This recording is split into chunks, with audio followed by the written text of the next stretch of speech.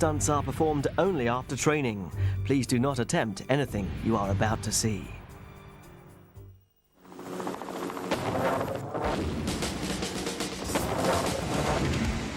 All right, good rehearsal. Stand by, everybody. The sequence starts with you and two stunt women being chased by a helicopter. Making it on.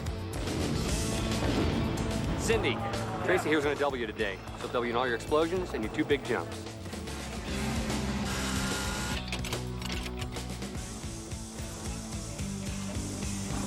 There you go. In movies and television, the action sequence is the exciting part. Very nice, Christine. For years, most female movie stars were doubled by stunt men, but not anymore. Journey with us around the world and meet some exciting women who look danger right in the face. Tonight on Stunt Women World Tour. It's an awesome adventure around the globe with the world's greatest stunt women. First stop, New Zealand. Pam Godwin, part-time model and full-time thrill seeker, will try to conquer the jagged peaks of Milford Sound. Ready, set, go! It's the ultimate leap of faith, over 2,000 feet from a spot where no man has been before. Then take off to the land down under. Australian stuntwoman Polly Wynn will perform a breathtaking stunt from land, sea, and air. Going through the gear change, if she's not happy with the gear change, she aborts it. Blast off with this Aussie as she flies over Sydney Harbor. In Kauai, it's a battle against the tropical forces of nature for stuntwoman Maria Kelly. My job is to conquer that waterfall, and I'm gonna do it. It's a wet and wild ride over the roaring waters of Kilauea Falls. She's claimed to have saved her own life over 2,000 times. We'll take the plunge with Pam Godwin. The most fun I ever have with my clothes on. Witness a wicked combination aerial stunt, 12,000 feet above the Mojave Desert. She's the reigning Miss New Zealand. Gorgeous, glamorous, but most of all, she's a high-flying Kiwi. Join host Timothy Bradley as Miss New Zealand jets him through the awesome foursome. If I can do it, you can do it. It's a wild and woolly adventure in the birthplace of the bungee jump. Plus, back in the States, Cindy Crawford blasts through an explosive stunt-filled action sequence. Oh, sure, I get a faulty vehicle, but guys, thanks. Cindy discovers a few tricks of the trade from Hollywood's greatest stunt performers. So join your hosts Timothy Bradley and Cindy Crawford tonight on Stunt Women World Tour.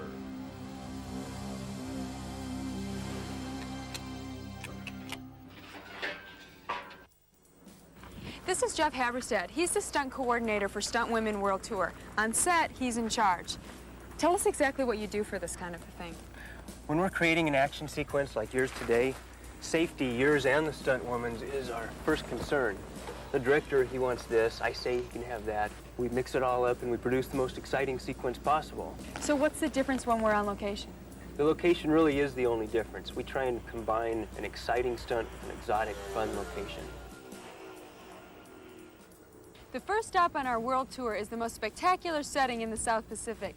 Best known for its surf, sun, and sand, Australia. Australia. To most, it's known for the postcard views of the Opera House and the Sydney Harbour Bridge. But it's the people of Australia that give the country its rugged reputation. Well-tanned, physically fit, and eager to take on a challenge. Sydney is home to over 4 million Aussies. It's an urban playground that features every type of physical activity imaginable. And it's the home of Australia's best-known stuntwoman, Polly Wynn. Polly has been a stuntwoman in Australia for over 10 years. Her film credits include Quigley Down Under and all the Mad Max films. She's so good in the stunt world that most of the time she doubles men, but her specialty is motorcycles, and today she's planning the jump of her life. 440 feet down, under the harbor bridge, Polly will attempt to ride her motorcycle from the pier into Sydney Harbor. With this, it's the run-up and the speed, getting on the speed and just getting it straight. You take him all the way through the end, really revving him? Great. Okay, well that's perfect. Stunt coordinator Guy Norris uses a radar gun to calculate Polly's speed. The reason, Polly does not use a speedometer. She must rehearse until she consistently hits her target speed. It's just one of the variables in this complicated stunt. This brings you quite a few areas here because we're using both land and water. We have a team that have basically been responsible for building the ramp here today. It's been designed for us pretty well, especially for this, because it's totally variable and we can go either higher or longer with the ramp, depending on what we thought we needed. We have special safety personnel in the water as divers. They'll be looking after anything that happens from a mishap point of view. We've got trained paramedics here that'll be looking after any of the safety problems and any medical things that come up. Then we've got the motorcycle crew that are getting the bike together. We've got the jump bike she's been on, and we've also got an exact double in case we have any mechanical problems at the last moment. So we've brought quite a few different crews together for this one job.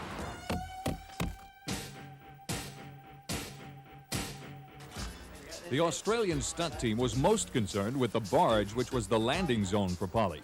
Boxes were placed on the front edge of the solid steel platform. The reason? Safety. If anything should go wrong, the boxes will serve as a cushion, absorbing some of the impact. A team of divers were sent into Sydney Harbor to stand by for a possible rescue. After 5 practice runs, Polly is not hitting her speed consistently. Guy inputs the speed readings into a specially designed computer program to calculate the problem. Okay, and 67 at 70, and we know she's 58 at 65. Let's put her at 65, because she's been doing that.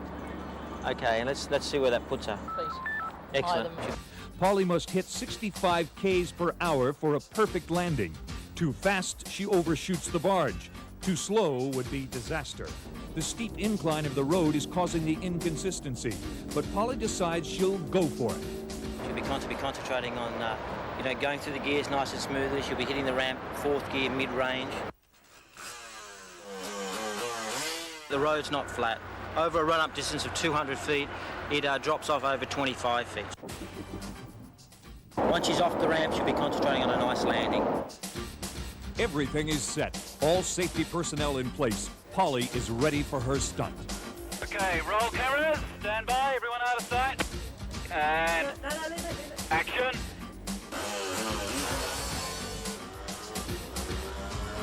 She's off. Her perfect speed is 65.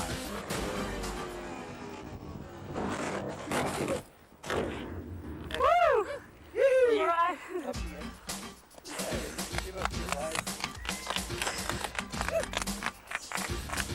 Polly is up and walking, and she appears to be okay. Now looking at her jump in slow motion. Her launch is perfect. But she accelerated to 72 k's per hour and overshot her landing. It went a bit further, but that's good. That's good. It's great. Right on the edge.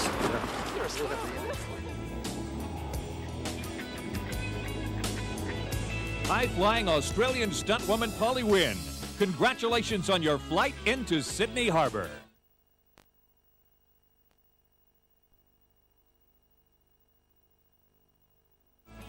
Now a little lower.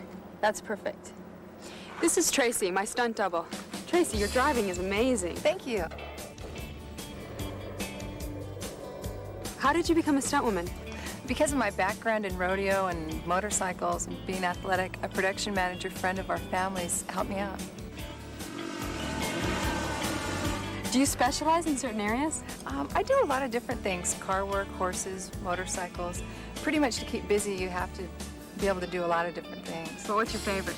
I'd say cars. I like crashing them and turning them over. As the stunts get more complicated, the experts start combining elements of different stunts. Pam Godwin is one of the most experienced skydivers in America. She has over 2,000 jumps, and now she's going to add the element of another stunt.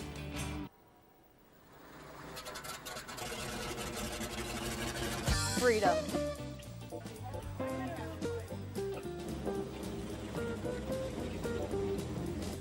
excitement.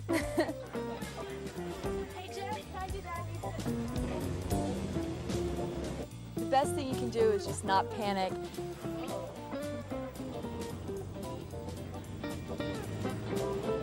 The most fun I ever had with my clothes on. Pam Godwin, part-time model and full-time thrill seeker. Born and raised in Florida, she calls the sky her home. Extreme altitude is her natural high. And when she's not flying, she's posing as a print and runway model. Wait, first of all, tell me about model. You model here? Now I'm based out in Miami, and I used to be in New York, and I model catalogs and magazines and TV commercials. Okay, well, I understand that, but I have a problem correlating modeling and jumping out of airplanes. Well, I started jumping way before I started modeling. Pam Godwin, a model who poses in magazines for Europe and America. That's just part of the picture. Pam likes the thrill of the free fall so much that she's combining it with another one of her favorite sports, long-distance bicycle riding. People got a little nervous, you know. They were like, well, they were just concerned about getting away from the bicycle because after you open your parachute, you didn't want it like hitting you or hitting you in the head. Pam and her camera operator will leap from the back of the plane, which will be traveling 150 miles per hour. The effect is like riding a bike out of the back of a pickup truck, speeding down the freeway at 90. Through the whole fall, it's important that she keeps control of the bike. It's going to want to whip all over the place, and if it hits her in the head, there's an obvious problem. Most of all, I'd say she just has to stay focused. She has to first visualize her exit from the aircraft. At 12,000 feet above the Mojave Desert, Pam's jump site is moments away.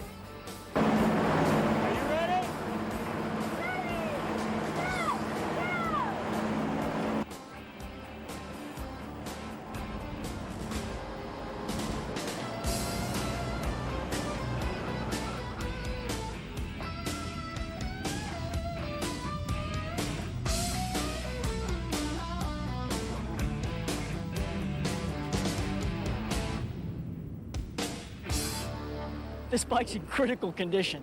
I don't think there's any hope for the frame. Hey, I got an idea. Instead of me wrapping my legs around that bike, how if I wrap them around you? I want you to shake it, checks. Make sure all the ripcords are in and don't Pam grab is my referring arms. to the latest sport of tandem skydiving. Now in the male-dominated world of skydiving instructors, Pam is one of only 2 certified female jump masters in the United States. The job takes unique physical skills, intense concentration, and the split-second ability to adapt to the danger of a malfunction. But most importantly, she must possess the quality of a leader. Okay, so we're on jump run. What I'm going to do is tighten this up real close. The tighter we are, the better. And I'm going to tighten the horizontals, and I'm going to ask you to help. I'm going to give the straps to you, and I just want you to pull them like this. Okay. And then we wiggle around a little bit more, and then you do it again. Shift it. Yeah. Boom, retighten it. And then we'll feel comfortable. And we probably won't be able to breathe. So it's not because you're scared or I'm scared. It's probably because we're hyperventilating. Be honest. Okay. Yeah. Tim has never been tandem skydiving in his life, but with an expert briefing from Pam, he's ready to fly. In the air, Pam is in charge. She is responsible for the life of her skydiving partner. But with experience, knowledge, and determination, she blazes a trail for female thrill seekers.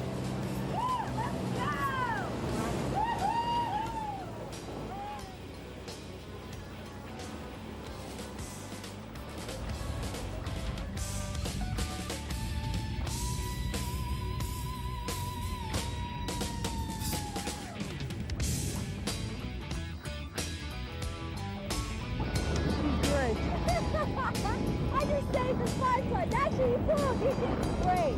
This is so great. Let's see, we are at, you want to check this out? Whoa, I don't know if you can see that. 4,500 feet.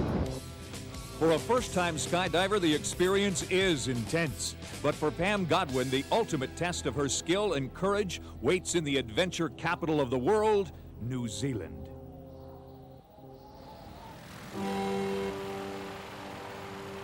Rudyard Kipling once described Milford Sound as the eighth wonder of the world.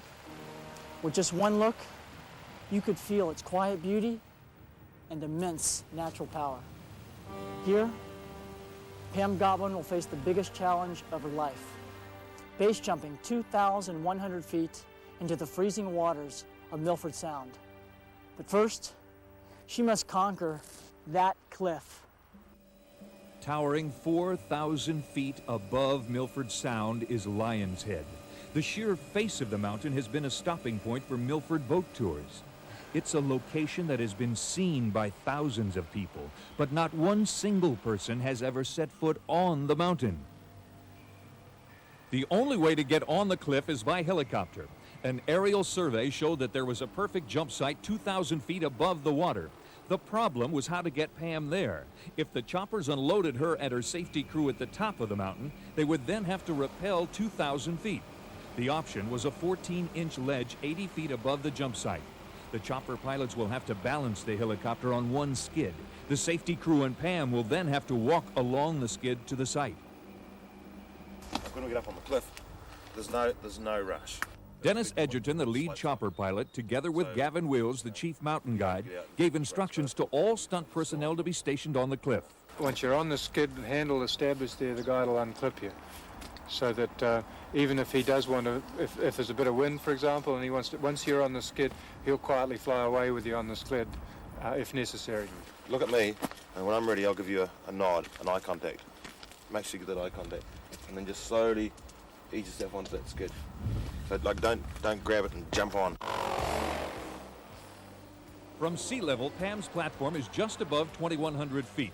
That would be the equivalent of the World Trade Center towers stacked on top of each other. The landing zone is 80 feet above that. Now, because of the contour of the mountain, once the chopper pilots balance their machine on the ledge, there's only 6 inches of clearance for the rotor blades from the rock. Any miscalculation or sudden gust of wind could end Pam's stunt before it ever started. Mark Waytu was the first guide on the cliff face. His responsibility was to place anchors and safety lines along the cliff.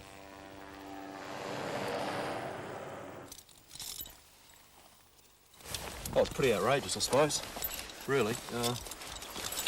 She's been pretty well looked after. What complicates it is the more people you get in this kind of environment, just means it's where accidents can happen.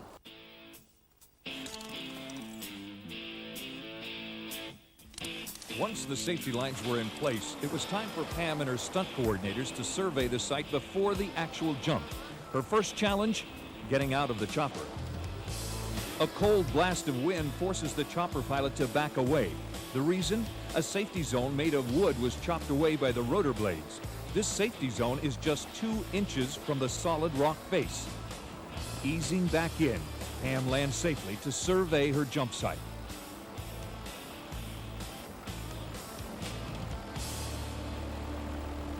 But unloading off the helicopter is not the only danger on the cliff. Turbulence caused by the helicopters creates the danger of an avalanche.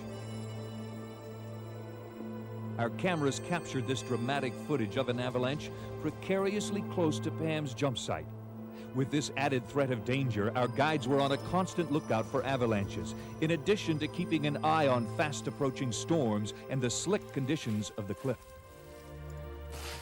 Wow. This is the dangerous part. I know, you're not kidding.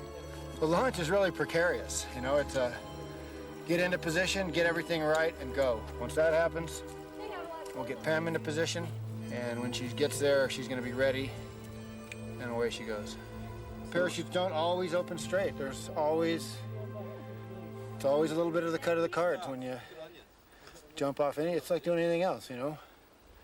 But I think we can do this safely. Ready, set, go. Back at sea level, a check of the weather conditions on the southern coast of New Zealand proved to be unlike anywhere else in the world.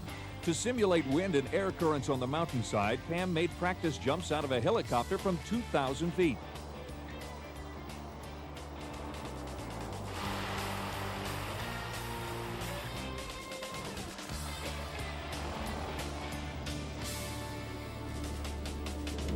That looks perfect to me. It was. Ask him. Perfect to me. Good. Go. What do you think? Absolutely perfect. Let's go do it. How many more If minutes? everything goes perfect for the actual stunt, Pam will jump off the cliff, deploy her parachute at 500 feet, land safely in the water, release the parachute from her harness, then swim to the rescue boat. The first critical point is the jump. If she jumps and turns, the wind could smash her back into the cliff. The second critical stage is landing in the water. The water is 38 degrees. Hypothermia sets in after 40 seconds. Plus, there's the danger that her parachute could fill with water before she releases, which would make the chute a giant anchor, taking her 4,000 feet to the ocean floor. Don't have a lot of room to turn here. Know your footing, but don't be looking down at the ground. Russ, you have enough. So you're all set? Everything will feel good? Lee, if we're moving out too much, I want you back where the small boat is, and the small boat back in again. All right, roger that. Send it down, mate. Goodbye, mate. Androsky, that's where, just about where they're taking off at. He's holding for you guys, so as soon as you're happy with camera, let's cut him loose. Okay, yeah, we can cut him loose now. Before we move her down, she needs to get her pilot chute is about all. Go into your concentration mode, okay? And I'm going to leave you alone from now on, but I want you to just think about looking across the valley when you launch. Don't look down as you go. That's great position. Now, are all cameras rolling? Please let me get a confirmation.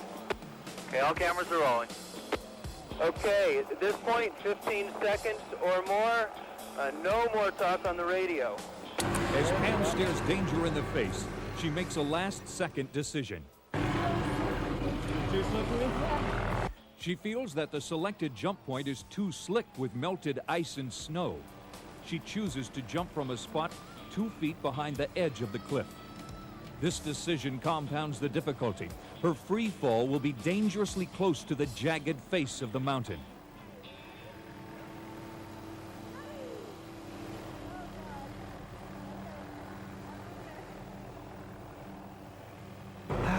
Nice deep breath.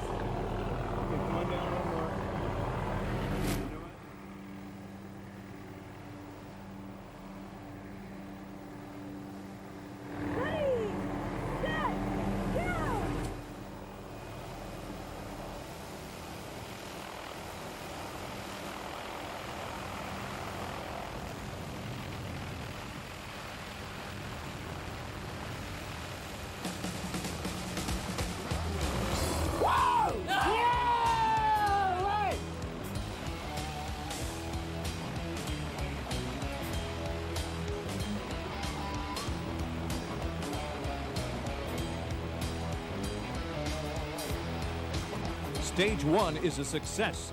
Pam has cleared the rock safely. Now Pam must concentrate on her landing and release her parachute the second she touches the water.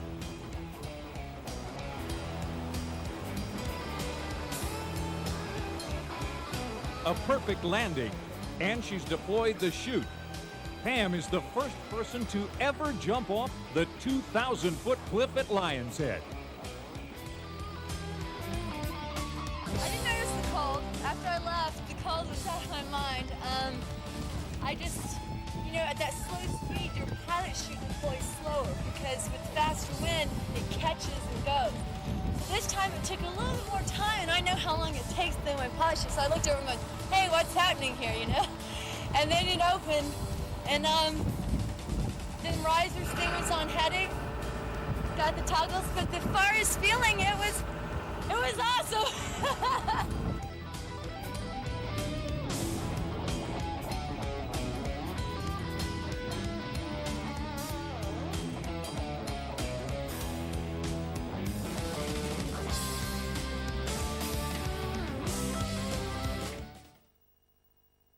Your cigarette smoke can seriously damage your children's health.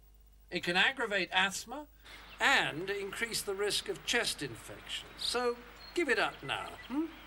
Or if you have to smoke, do it somewhere it won't harm your children. Like Peru. If you want to stop smoking for yourself and your family, the Quit line can help.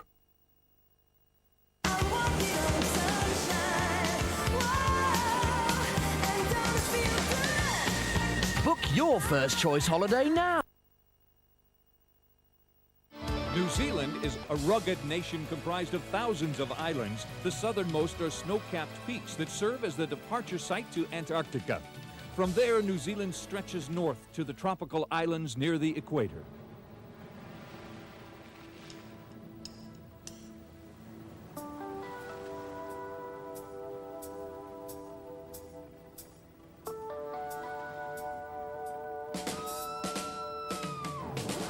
Go, great, splash, nice, great. Carly Turn Kennard more, is turn not more. your typical New Zealand woman.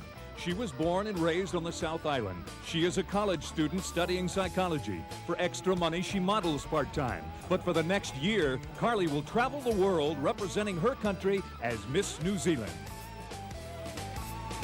The responsibilities of a newly crowned beauty queen usually begin with public appearances, photo sessions, and television interviews. But Carly Kennard, Miss New Zealand, lives in the adventure capital of the world, home of the awesome foursome.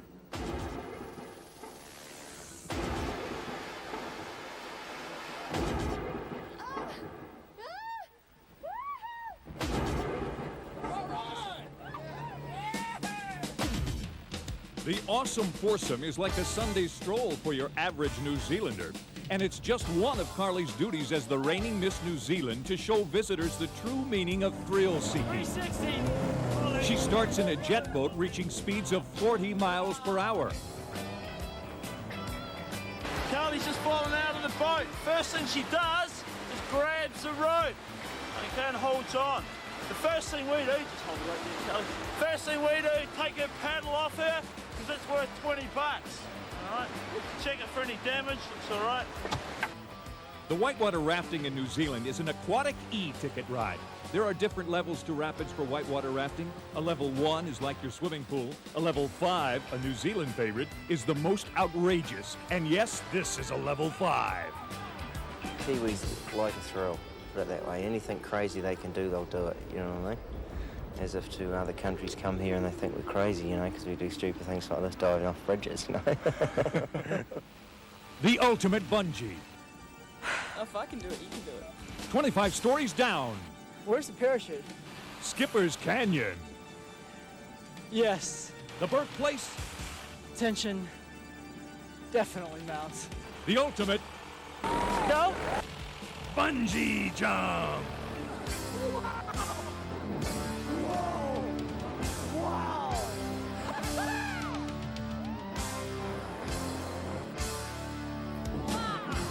Just an average day in New Zealand, the undisputed adventure capital of the world.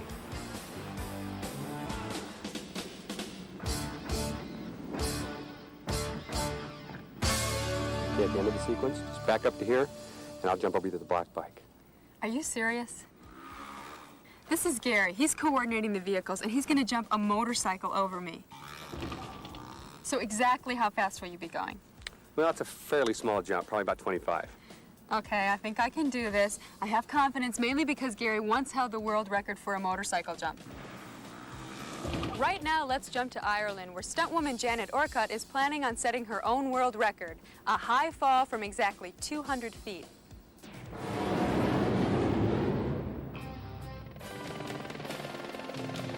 Ashford Castle, County Cong, Ireland. These stately grounds are the site for a world record high fall attempt by American Janet Orcutt. Her platform is a hot air balloon, piloted by Irish Captain Sean Hennessy.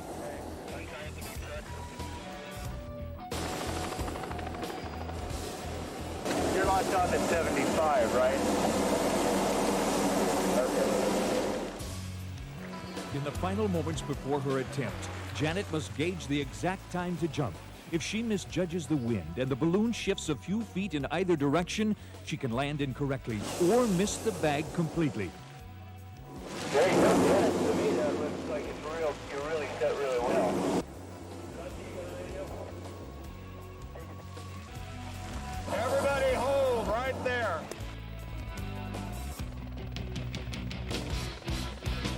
Perfect landing. Janet lands dead center in the middle of the bag. Bring her down.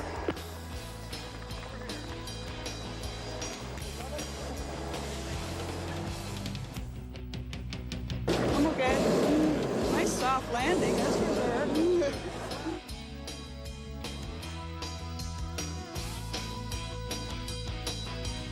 Sometimes planning and organization doesn't pay off. Janet successfully jumped from a hot air balloon from 80 feet. That's like jumping off an 8-story building. But because of circumstances beyond anyone's control, she never had the opportunity to make her world record jump of 200 feet. We turn those on, and then right here we got a crank. Why don't you hop in? My God, it's like getting in one of those little sports cars. Ah! Oh my God. Okay. Oh, sure, I get a faulty vehicle, but guys, thanks. Now I'm really feeling secure. Probably. There you go. Planning and preparation are the foundation of a successful stunt, but there's always the unknown element, and that's where the danger lies. Stuntwoman Maria Kelly plans for the unexpected as she attempts to ride a jet ski off Kilauea Falls on the Hawaiian island of Kauai. The Hawaiian island of Kauai is known to visitors as the Garden Island, the northernmost of the Hawaiian chain. It is drenched by thousands of waterfalls. The average rainfall is over 350 inches a year, and it is the power of the rain that helped create Kilauea Falls. Maria Kelly is an expert in the martial arts and specializes in motor vehicle stunts. She's been a stuntwoman in Hollywood for the past 7 years, and today she will risk the 5-story plunge from the top of Kilauea Falls. It's my job to take risks. Like today, my job is to conquer that waterfall, and I'm gonna do it. God help me. Well, this kind of stunt can be extremely dangerous because we're dealing with the forces of nature. We can't control the amount of water flow that comes over the falls at any given time. The only thing she can really control is the precise timing that she leaves the jet ski in the air.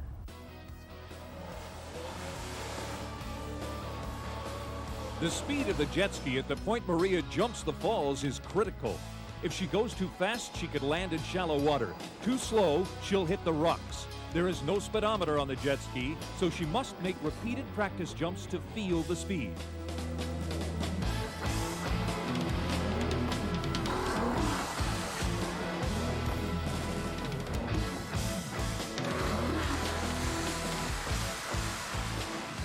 Getting over the waterfall, the important part is because of the swiftness of the current, is to get that jet ski over and to hopefully not land on the rocks, which I leave up to the Hawaiian gods to please protect me on this landing. Okay, inokala, okay, inokala. Yehova ihanai, Yehova ihanai, e ha ole kako. In Hawaii, it is believed that there are ancient spiritual powers that affect every relationship between man and nature. In respect of the sacred grounds surrounding Kilauea Falls, a kahuna, Reverend Kaleo Patterson, offers the traditional blessing to protect Maria from ancient evil spirits. Blessing like that, there's nothing that could go wrong. A heavy morning rain has created a water flow at the top of the falls that makes it too dangerous for Maria to attempt the stunt. The only option is to redirect the flow of the water with sandbags. With the beach only moments away by helicopter, over 1,500 pounds of sand will be needed to build a channel at the very edge of the waterfall. With that kind of current, the speed of the water could send her off the rock at any given time. It adds another element to an already complicated stunt. Well, just before jump, my focus will be on separation from the jet ski.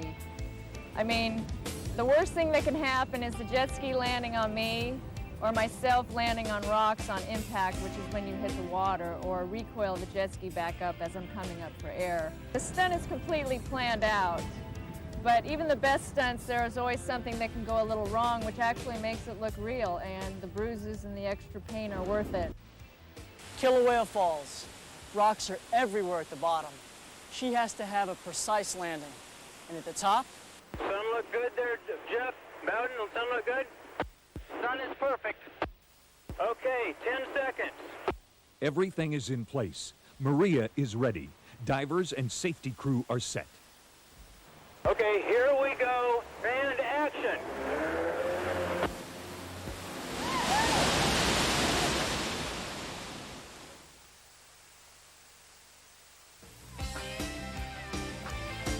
How do you feel? I feel good. The hit was good. you feel just a little impact when you go down. How was the impact? Impact was great. My God. It was really good. I It was looked enjoying unreal. it totally. It looked so unreal. What did it feel like right when you were coming off? Just before I went off, you get a little panic because the ski was a little squirrely, but once I separated from it and I knew I wasn't going to land the way I wanted to land on my feet, I basically let my subconscious, of course, take over. And I mean, I wouldn't call that a great landing, but it was good enough to get me off the ski and safely out of the water. And what about right when you were in the air, right when you I did go saw off? the ski flip. So I knew the distance of the ski and myself, so I tried to stay down and get as far away from it as I could. So you were conscious and you knew exactly what you were doing. Every second in the air, I knew where I was at and I knew where the ski was at. That's the most important thing. You're the best. Thank you, sir. You are the best. Thank you.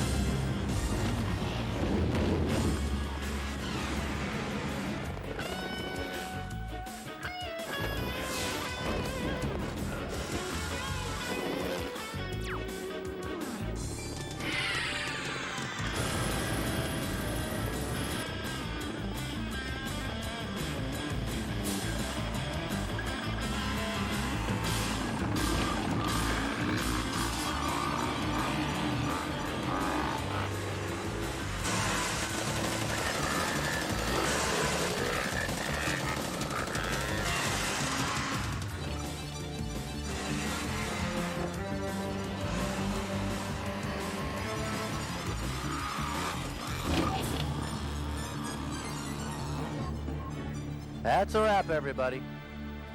Great job. You drive pretty good. Yeah, well, I was only driving in maybe 2 of those scenes. Yeah, you're right. When you were driving, you were really being towed. Yeah, all the credit for this has to go to the stunt people who put this sequence together.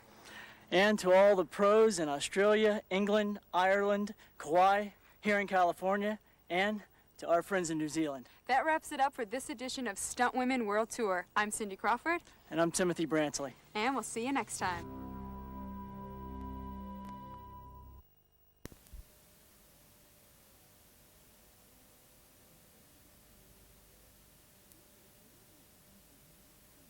The best way